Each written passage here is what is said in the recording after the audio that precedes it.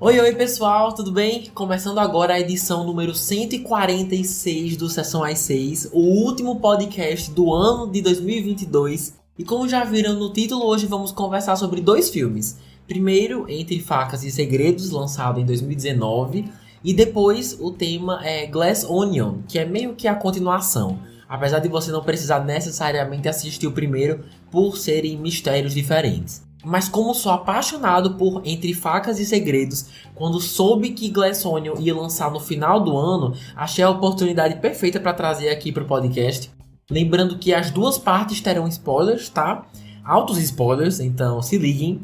Ah, Lucas, mas eu não quero saber do primeiro, só quero escutar a análise de Glass Onion e é isso mesmo. Se vocês olharem a descrição desse episódio, vão encontrar o minuto exato em que começo a discutir Glass Onion. Então, só conferir lá. Quem quiser começar pelo segundo filme, tranquilo também, beleza? Então, dando início com a sinopse de Entre Facas e Segredos. Bora lá! Depois de fazer 85 anos, Harlan Thrombey, um famoso escritor de histórias policiais, é encontrado morto. Contratado para investigar o caso, o detetive Benoit Blanc descobre que, entre os funcionários misteriosos e a família conflituosa de Harlan, todos podem ser considerados suspeitos do crime. É dirigido, escrito e coproduzido por Rian Johnson. Seus maiores trabalhos até então foram dirigir Star Wars, Os Últimos Jedi e alguns episódios da série Breaking Bad. E Entre Facas e Segredos atualmente está no catálogo da Netflix. Pessoal, faz um tempão que eu tô tentando trazer esse filme aqui pro Sessão às 6, pelo carinho que tenho por ele, sério. Lançou em 2019 nos cinemas e gostei tanto que fui ver uma segunda vez. Pra mim foi um dos melhores filmes que lançaram naquele ano. E é interessante porque anos antes, a adaptação de Assassinato no Expresso do Oriente, o livro da Agatha Christie, tinha sido lançado e aos poucos esse gênero foi voltando às telas dos cinemas, né? O mistério de quem matou tal pessoa com vários suspeitos e cabe a um detetive desvendar a situação, vocês já conhecem. E isso me deixa muito feliz porque é um gênero que me agrada bastante, então Entre Facas e Segredos chegou na hora certa.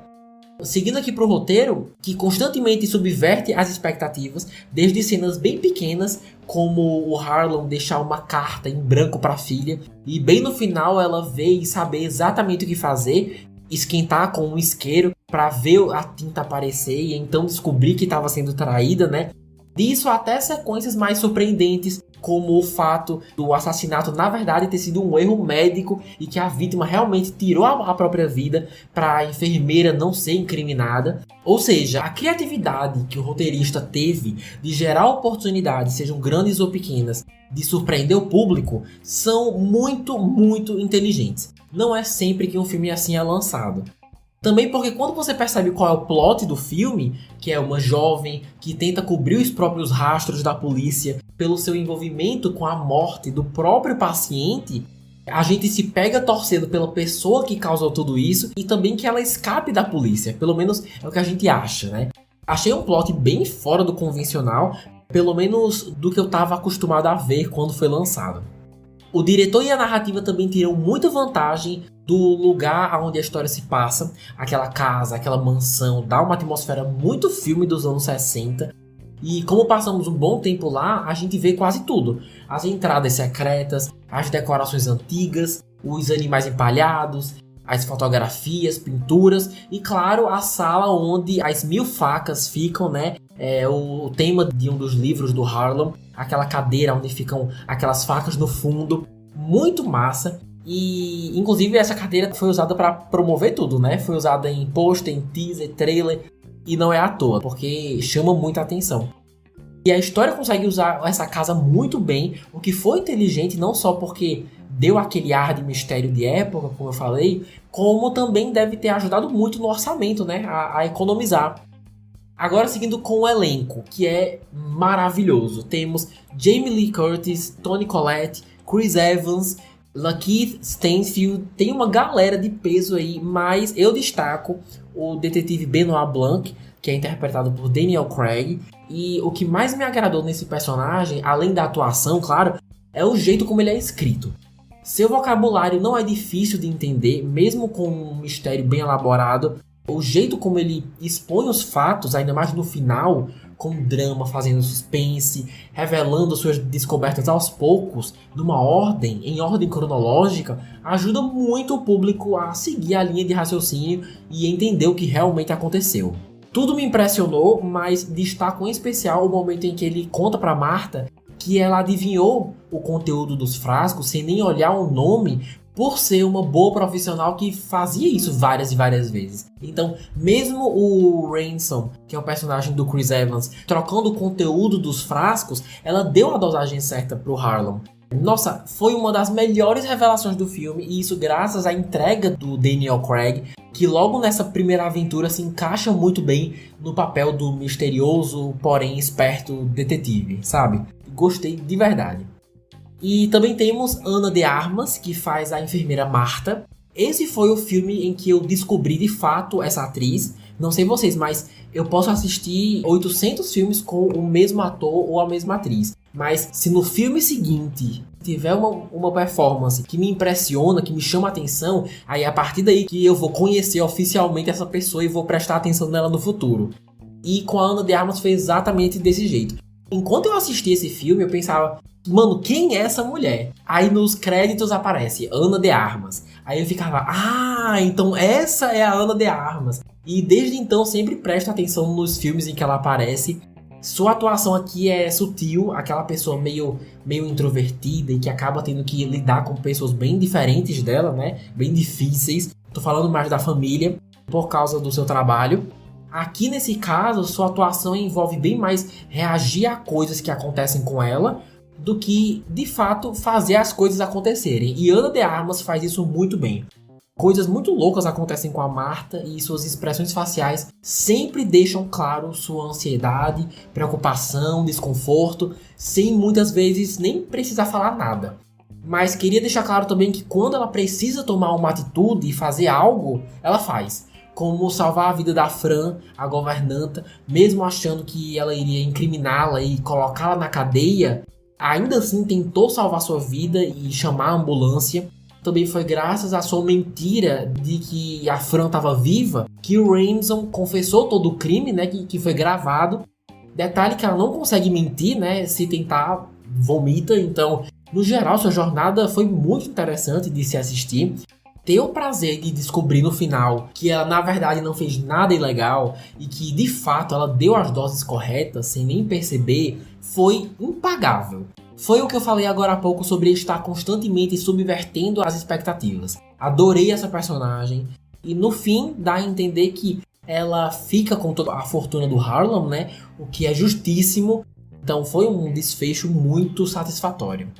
Por um lado, eu queria ver mais as consequências do primeiro filme, como que esses personagens estão hoje, principalmente ela, mas eu entendo que a pegada dessa agora franquia é que cada filme tem uma vibe com mistérios e personagens e celebridades interpretando esses personagens diferentes. Eu entendo isso, mas mesmo assim, uma parte de mim queria saber o que aconteceu com a Martha, que antes era só uma enfermeira e agora tá podre de rica, né? Sustentando toda a família. Agora também tá com todos os direitos dos livros do Harlan, da editora de seus livros policiais. Então, parte de mim queria ver como é que ela consegue conciliar tudo isso, ou se ela consegue, né?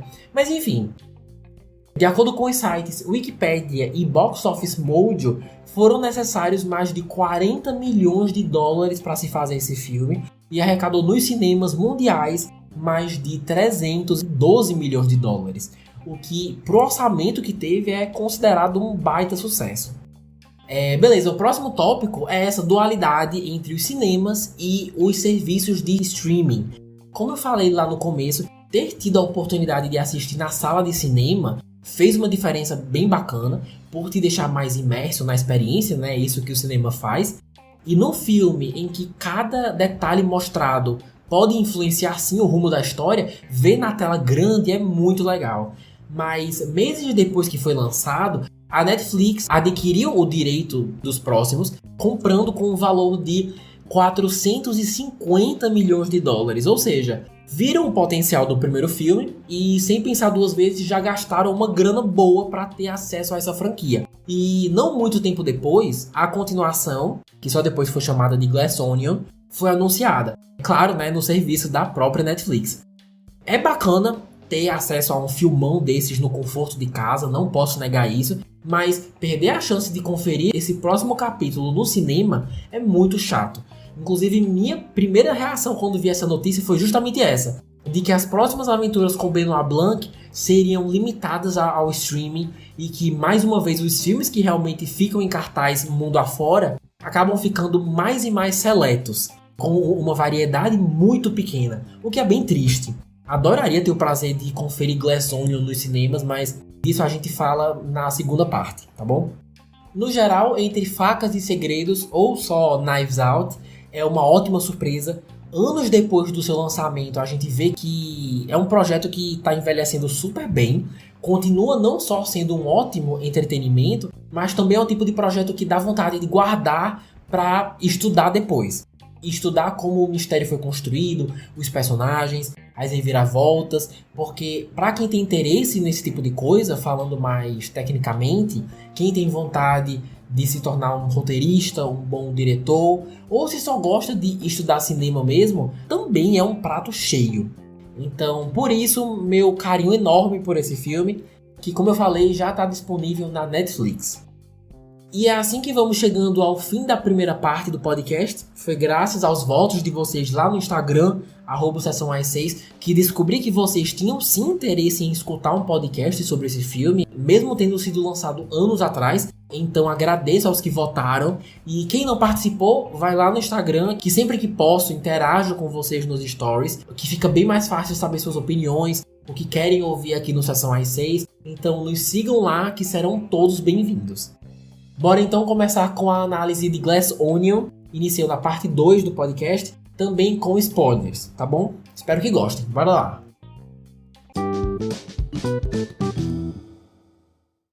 O ricaço Miles Bron convida seus amigos excêntricos para sua ilha para jogar um jogo de detetive.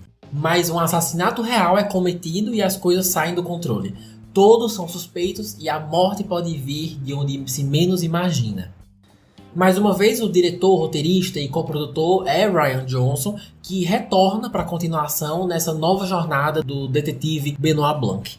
O filme já está no catálogo da Netflix sem custo adicional. Seguinte, como tinha um carinho enorme pelo primeiro, como vocês já sabem, apesar do trailer ter me interessado sim, e o elenco também, para esse aqui chegar no mesmo patamar, ou se até melhor, tava difícil. O primeiro deixou a barra altíssima para essa continuação, e enquanto assistia me surpreendeu como é uma pegada bem diferente, apesar de ainda ser uma história sobre um assassinato misterioso. No meio da história já dava para ver como era ainda mais sofisticado que o filme de 2019, subvertendo tantas expectativas que eu não tinha ideia de como a história ia terminar. Então, começando pelo roteiro, o primeiro ponto é justamente essa sofisticação, em especial o fato de se passar nos dias de hoje. Entre Facas e Segredos também era uma história atual, mas era o atual básico, sabe? Os personagens tinham acesso a carros, redes sociais, internet, mas como boa parte da história se passava numa casa bem antiga e isolada, dava uma atmosfera de filme de mistério de época, né? Aqui é 100% atual. Os personagens também estão lidando com o Covid, que foi um detalhe bem interessante que eu não esperava. E com essa escolha temos toda a questão do distanciamento, quarentena, uso de máscaras, essas coisas. E também temos diversas referências à cultura pop. Tem gente jogando Among Us, tem gente fazendo live na Twitch, várias celebridades mencionadas. Temos Jeremy Renner, Jared Leto, a Oprah. No geral, isso não só aproxima o público da história, por ser uma realidade bem familiar, principalmente com as questões do Covid, mas também nos aproxima dos próprios personagens, por eles estarem em situações que nós já estivemos e de certa forma ainda estamos, né? Quando o Benoit Blanc apareceu na banheira jogando Among Us com os amigos, eu pensei, quem nunca, né? Quem nunca deu uma chance pro Among Us no auge da pandemia? Pelo menos eu dei, e foi bem legal. Nem tenho mais instalado no meu celular, mas ajudou a passar o tempo, né? Enfim, escolhas assim trazem um realismo que deixam as pessoas familiarizadas com a realidade de um filme que você acabou de começar a assistir. Ou seja, em pouquíssimo tempo já sentimos essa conexão, nem que seja pouca, por causa desses elementos super sofisticados e atuais. Então, a inteligência do Rian Johnson já começa por aí, bem antes de um assassinato acontecer. E por falar nisso, esse é o próximo tópico. Não sei vocês, mas como comecei a ver já esperando um assassinato, me chamou a atenção a falta de pressa do filme em anunciar o que a gente meio que já sabe que vai acontecer. Também porque no primeiro é literalmente a primeira cena, né, que a gente já vê quem morreu. Mas essa espera até que foi boa, porque te deixa meio tenso, né? Eu pelo menos fiquei. Na cena que tava todo mundo na sala de estar, bebendo e conversando, e a montagem também ajudou muito, mostrando o sistema de segurança da Mona Lisa abrindo e fechando toda hora. Já dava pra sentir que ali mesmo ia acontecer alguma coisa. E a subversão das expectativas já começa aí. Tá tão na cara que quem vai morrer é o Miles, que eu mesmo tava só esperando ele morrer. Pra mim era um fato já. E perceber do nada, que seria o Duke morrendo sufocado por um motivo que na hora a gente nem sabia qual, me deixou tão surpreso quanto os outros personagens ficaram. Porque no fim das contas eu tinha feito exatamente o que o roteiro queria que eu fizesse. Esperar a morte de uma determinada pessoa, de uma pessoa específica, nesse caso o Miles, para na verdade eles irem para um caminho completamente diferente. E eu achei isso incrível. E sem contar também que a demora para isso acontecer não é em vão. O terreno é muito bem preparado até finalmente o Duke morrer, né? Temos que conhecer vários personagens antes, o que eles fazem da vida, como levam a vida, o quão sério levam o Covid, o que também diz muito sobre eles. Inclusive eu acertei exatamente quem ia aparecer sem máscara na reunião dos amigos, até achei engraçado. Suas relações com o Miles, o que cada um tem a ganhar com essa amizade, o que tem a perder. Então é uma espera que vale a pena, porque tem muita coisa a ser mostrada antes disso. Espero muito que a demora para o assassinato acontecer não faça algumas pessoas pararem de assistir, porque quando você termina de ver, entende que tudo foi importante, tudo teve sua importância. Outro ponto alto também, talvez o mais alto, são as múltiplas reviravoltas. O roteiro tem tantas surpresas preparadas para o público e leva o seu próprio tempo para revelar cada uma delas, que conseguiu tranquilamente me manter super interessado no que estava acontecendo. Quando a história pausa para dar vez a flashbacks de quem realmente convidou o Benoit, aquilo tudo foi muito massa, que a verdadeira Andy tinha morrido e que ela tem uma irmã gêmea super diferente dela, e ela não só contrata o Benoit, mas vai com ele pra ilha, fingindo ser a Andy. Mano, isso é muito coisa de novela, nossa, isso no bom sentido, né, claro. E mostrando também todas as interações entre eles na ilha que não tínhamos visto. Os dois realmente eram uma ótima dupla, mas quanto mais eu conhecia a gêmea Ellen, mais me dava dó saber que no fim das contas ela ia morrer com um tiro, né? Porque a gente já tinha visto isso. E quando finalmente voltamos para essa cena, ela tá viva. Ah, nossa, eu fiquei muito feliz. É uma coincidência quase forçada que o tiro foi exatamente no bolso onde estava o diário? Sim, mas ela tava viva, mano. Então quem se importa, sabe? Dane-se. E mesmo assim decidiram continuar fingindo que ela morreu só para ganhar tempo e sair pela ilha procurando o bendito envelope vermelho, né?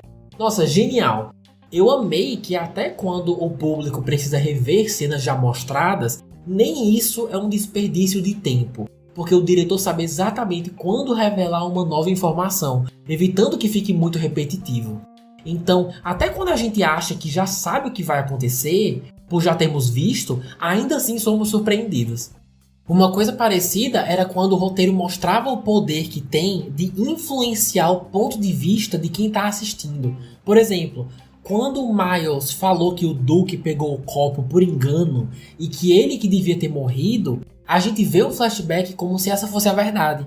E mais pro final, quando o detetive diz que essa não necessariamente era a verdade, e sim o ponto de vista do Miles, eles passam de novo o flashback, e como estamos vendo com outro ponto de vista, mesmo sendo praticamente a mesma cena, a gente já pensa, Ah, é, né? Ele pode mesmo ter trocado de propósito os copos.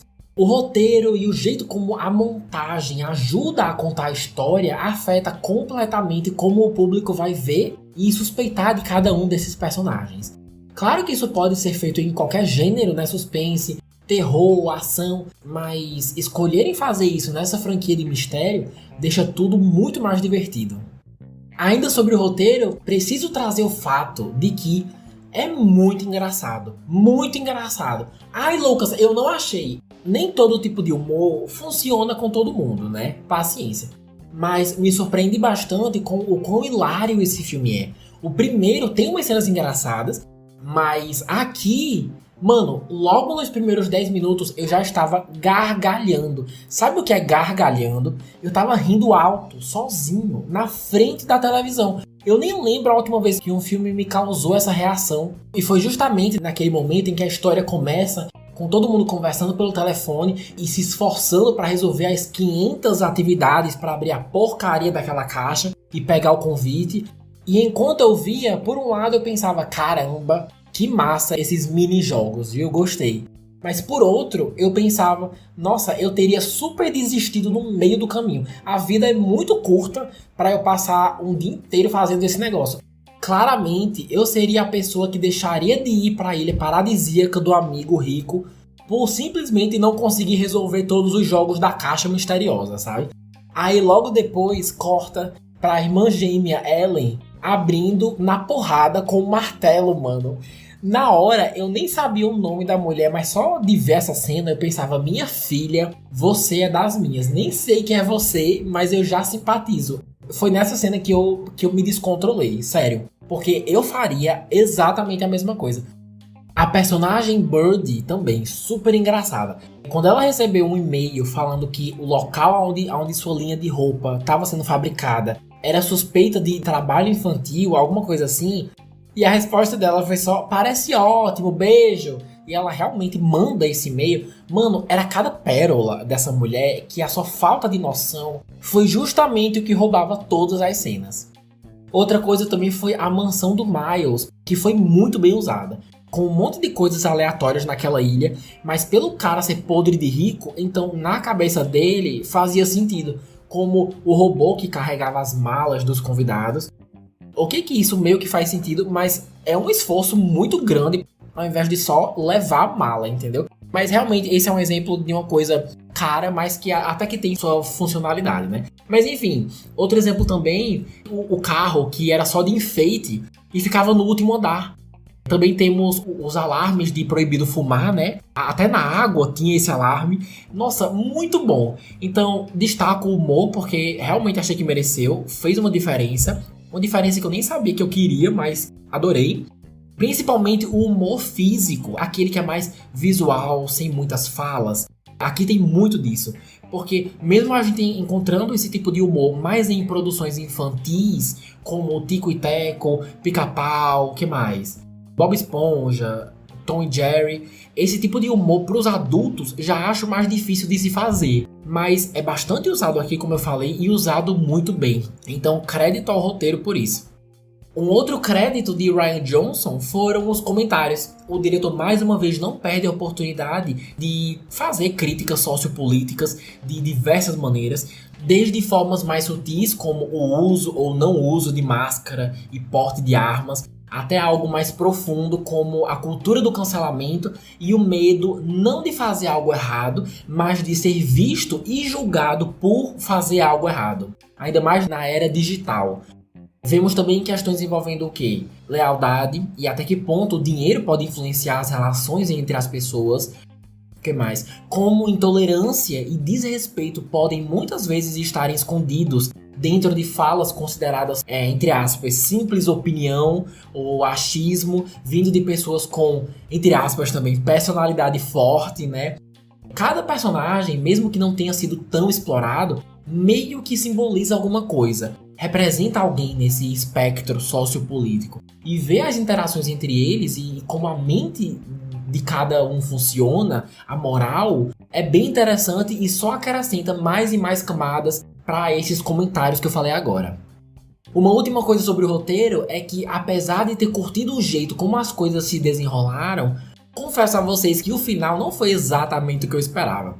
E o que seria isso? Uma volta por cima da personagem Ellen.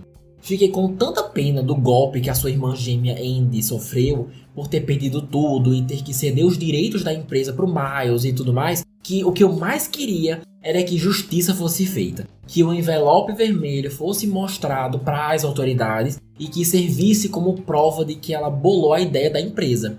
E quando a Ellen tira o guardanapo para mostrar pro Miles e começa a falar horrores com o guardanapo na mão para lá e para cá. Ah, mas essa letra é a letra original dela, olha. Ah, mas eu ganhei porque a logo do bar tá no guardanapo, olha aqui. E eu quase gritando na frente da minha televisão, minha filha, pelo amor de Deus, guarde a porcaria desse guardanapo. Ela leva 1000 anos pra achar e quando acha, ainda tira do envelope pra mostrar pro cara que escondeu o envelope e não queria que ela achasse. Estão entendendo? Sem noção demais. E qual o resultado disso? Miles queima o guardanapo. E, nossa, isso me destruiu de um jeito, porque eu tava tão investido, tão na certeza de que Andy teria justiça. Então eu diria que não ter isso, escolher não dar essa satisfação pro público, deixou o final bem agridoce. Não foi um final ruim, gostei deles destruindo a mansão, a Mona Lisa pegando fogo e o combustível inflamável lá, que foi o toque final, garantindo que o Miles nunca mais se recupere desse evento que vai manchar o seu nome pro resto da vida. Então foi legal, mas escolher ter feito justiça pela Andy com aquele guardanapo inteiro ainda teria sido o final perfeito pra mim. Mas como eu falei, gostei do jeito como o desfecho aconteceu, tá? Não foi ruim. Beleza, agora vamos falar de Oscar. Os indicados ainda não foram anunciados, mas acredito que de alguma forma Glass Onion vai marcar presença na premiação de 2023. Sobre as categorias, melhor filme não tenho certeza, adoraria que tivesse uma chance, ia ser incrível, mas meus palpites vão pra, bora lá. Melhor roteiro original por toda a complexidade que a história traz, que a gente já discutiu, com um monte de temas e comentários mega atuais. O que mais? Montagem. Como a gente também já conversou, o modo como a história é contada, com toda a atenção aos detalhes e delicadeza, fez uma diferença por elevar a história ainda mais. Também espero que seja indicado no figurino. As roupas fazem uma baita diferença para o público diferenciar a vibe, o estilo de cada um e entender cada personagem. E como são muitos personagens, é uma ajuda muito bem-vinda. Acabou sendo um traço bem marcante na hora de assistir, né? E também não ficaria surpreso se tivesse presente nas categorias fotografia e design de produção. Não só o jeito como as instalações dessa mansão, desse palácio, foram imaginados ser bem criativo e gostoso de se assistir, desde a sala até os corredores, dando um drama a mais super bem-vindo, como o filme inteiro é visualmente lindíssimo. O contraste de luz e sombra quando as luzes se apagam, a maneira como as cenas são filmadas também, seja no barco, na ilha, é um agrado aos olhos, sabe? Então, minhas apostas aqui são roteiro original, montagem, figurino, fotografia ou cinematografia, como eles chamam, e design de produção. Espero de verdade que seja lembrado pela academia de alguma forma. Agora é só aguardar a divulgação dos indicados, que vai ser em fevereiro. Bom, quem já conferiu Glass Onion deve ter percebido que essa franquia continua se provando que consegue chamar a atenção não só por ter um mistério super bem elaborado, mas também por ter um elenco com atores famosos e de peso. Como por exemplo, Daniel Craig e Janelle Monáe, que interpretam respectivamente o detetive Benoit Blanc e as gêmeas Andy e Ellen. É bem legal rever o Benoit depois desses anos. Deu pra perceber que o Daniel Craig deu uma maneirada no sotaque britânico. É britânico? Não sei. Deu uma maneirada no sotaque forte do primeiro filme, que tava bem carregado. Mas eu gostava, achava um charme do personagem. Por causa da pandemia, conseguimos ver um pouco da sua bolha, né? Jogando Among Us na banheira, como eu falei. E morando com o personagem do ator Hugh Grant. Nem devem ter dado um nome a ele, se deram eu não percebi. Mas deram a entender que eles são um casal. Espero ver mais deles juntos no terceiro filme, conhecer mais um pouco deles dois. E mesmo anos depois do primeiro caso, ele continua muito esperto, né? Bem observador. É alguém que à primeira vista não tem muito o que dizer, gosta de ficar mais de lado, mas sempre atento aos detalhes. Dá pra ver que não tem ego, apesar da sua fama, não teve problema algum trabalhando em dupla com a Ellen. O que mais? Tem vários traços de detetives famosos da literatura, de filmes antigos, mas é mais do que isso. Você percebe que é um cara sofisticado, principalmente pela combinação atuação e roteiro casar muito bem. E sobre Janelle Monáe, interpretar... Primeiro que é muito divertido falar o nome dela, né? É super divertido, na verdade. Interpretar gêmeas não deve ser nada fácil, né? Ainda mais quando cada uma tem um estilo diferente, um sotaque, uma postura, um jeito de vestir. E quando ela decide acompanhar o Benoit na ilha e fingir ser a irmã, o grau de dificuldade...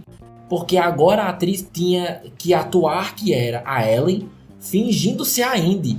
Mas um ponto a seu favor foi que, como a gente nunca chegou a passar muito tempo com essa Andy, então isso ajuda a gente a acreditar que ela tá fazendo um bom trabalho, fingindo ser a irmã. E também evitar comparações, né? Mas no geral, essa sua jornada de justiça pela irmã, que tinha morrido, mas ela sabia que não havia sido suicídio e sim assassinato, essa missão super arriscada para provar a verdade e trazer dignidade pelo que os amigos dela fizeram, né? Amigos entre aspas. Foi muito tocante, não é todo mundo que faria uma coisa dessas. Então, no fim das contas, me conquistou, fiquei torcendo por ela e diria que realmente esse combo Andy e Benoit Blanc foram os meus favoritos do filme. E agora uma menção honrosa para Kate Hudson, que faz a Birdie, uma supermodelo politicamente incorreta.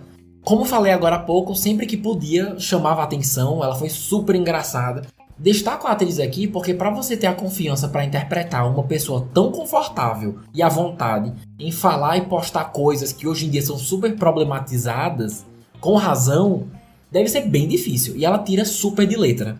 Também teve que andar na linha entre ser engraçada com o que o roteiro deu a ela, mas ao mesmo tempo fazer jus aos momentos mais sérios e que a personagem necessita de um pouco mais de dignidade.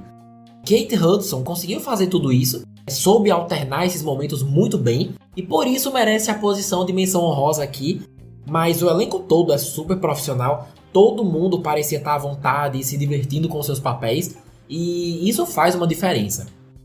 Bom, de acordo com os sites Box Office Mojo e Wikipedia, o filme custou aproximadamente 40 milhões de dólares, assim como o primeiro, o que, se for verdade, é bem impressionante, porque a diferença do primeiro para o segundo em relação a orçamento parece ter sido absurdo, porque as locações são pura riqueza, né? Só de assistir você já pensa em 100 milhões, se não mais, mas pelo visto realmente foi em volta de 40, o que é bem impressionante.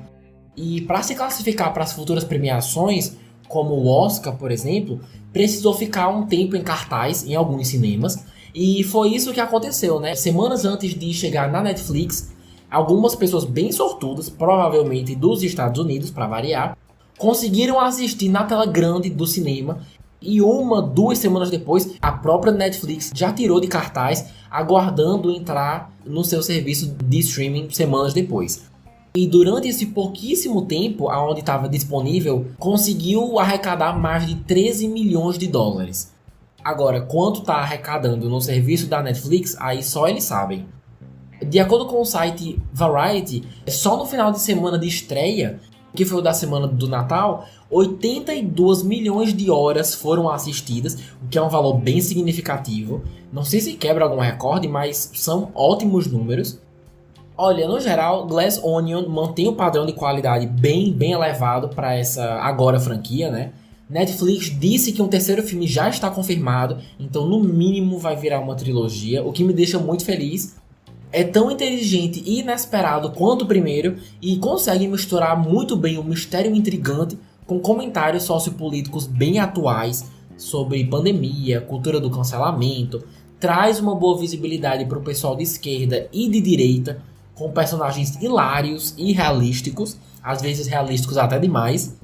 E essa mistura é tão interessante de se ver desenrolar que chega um ponto que você não consegue imaginar como que vai acabar. A gente pode até descobrir quem é o assassino, mas como o filme vai acabar é bem difícil, pelo menos eu achei. E como resultado, você quer ver mais e mais pela trama te deixar curioso para saber o que vai acontecer com esses personagens. Parecia que eu estava lendo um bom livro de mistério. Consigo facilmente imaginar essa história sendo contada em um livro. Um ótimo livro que te faz ficar doido para chegar na próxima página e depois na próxima, até entender tudo o que está acontecendo.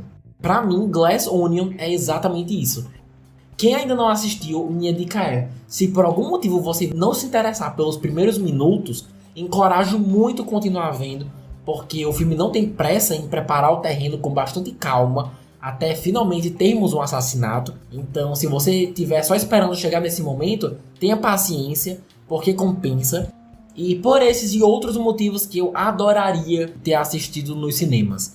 A grandiosidade da ilha onde passamos boa parte do filme, todas as instalações, traz uma atmosfera muito envolvente que, se tivéssemos a oportunidade de ver no cinema, seria perfeito. O que é uma pena, porque eu pagaria para ver esse filme no cinema. Mas numa tela grande de TV também ajuda. Hoje em dia as televisões estão quase do mesmo tamanho que as dos cinemas, então para muita gente isso não vai ser um problema, não vai fazer tanta diferença. Recomendo para quem curte um mistério bem elaborado, mas que é acessível de acompanhar. Também para quem já viu o primeiro filme e gostou, ou também para quem é fã da série The White Lotus, que bombou bastante com sua segunda temporada, lançada recentemente. Eu só vi alguns episódios da primeira, mas vendo esse filme, Glass Onion, fica bem nítido as semelhanças entre esses dois projetos. Pessoas ricas, me corrijam se eu estiver errado, mas pessoas ricas em um lugar luxuosíssimo, envolvendo questões sociais e, mais tarde, um assassinato. Então, quem curtiu a série também suponho que deve gostar desse filme. E assim vamos chegando ao fim do último podcast do ano. Semana que vem continuamos com a programação normal, tá bom?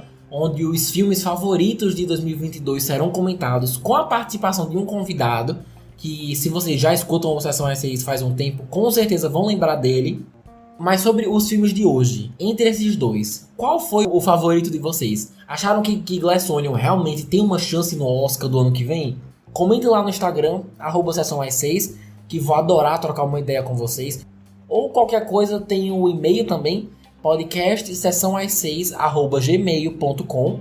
Se puderem também, por favor, compartilhem essa edição com quem vocês conhecem, que assistiu e gostou desses filmes, ou que por acaso teve uma impressão diferente da minha. Manda pra ele, pra ela, que qualquer compartilhamento ajuda muito o Sessão S6 a crescer cada vez mais, tá bom? Vou ficando por aqui, já sabem onde me encontrar. Quem tá escutando isso no final do ano, boas festas, tá bom? Feliz ano novo, se cuidem, obrigado por escutarem até aqui, de verdade, e espero me encontrar com vocês semana que vem. Um beijo enorme e é isso. Até mais.